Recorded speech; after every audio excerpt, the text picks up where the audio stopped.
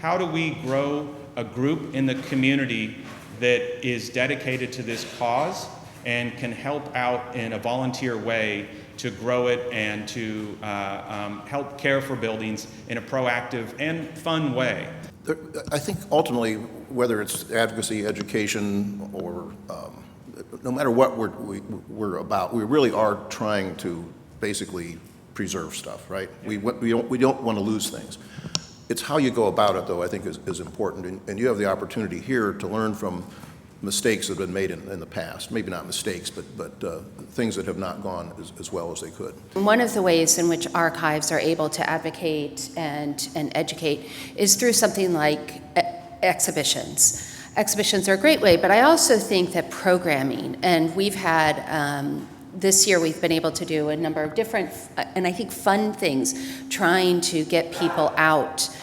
So we participated in the bicycle ride. We had we had a birthday celebration in partnership with the library for Henry Moore.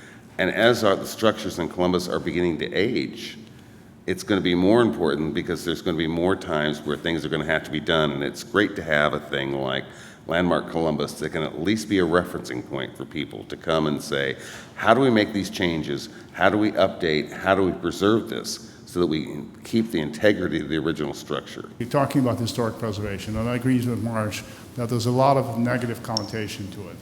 But the reality of it is, well, we're really talking about managing change.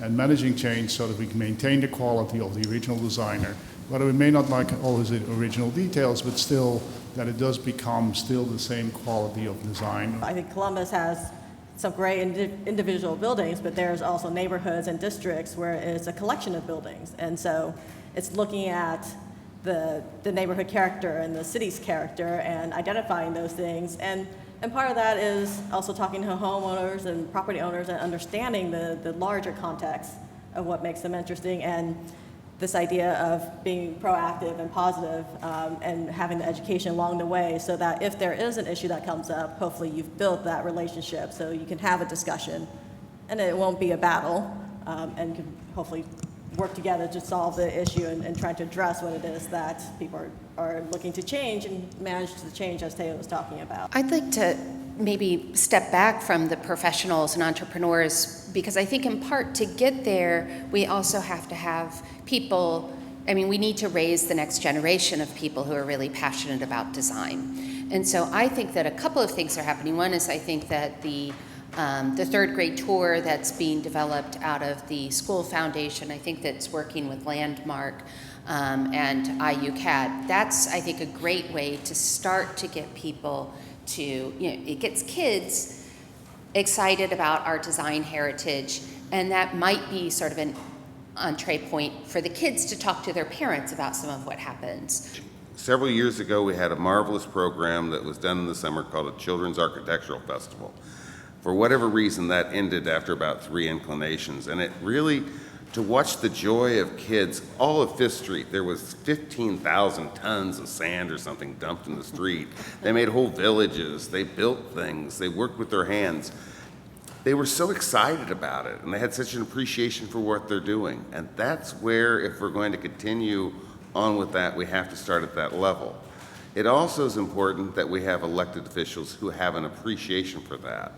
Because I'm going to guess that most people who come to town to build a new building or to start a new company start at City Hall. I think that the idea of engagement, whether it's the service day, whether it's the introduction for that, all of those are part of the idea of educating, bringing people to know what the heritage they have or the environment they have.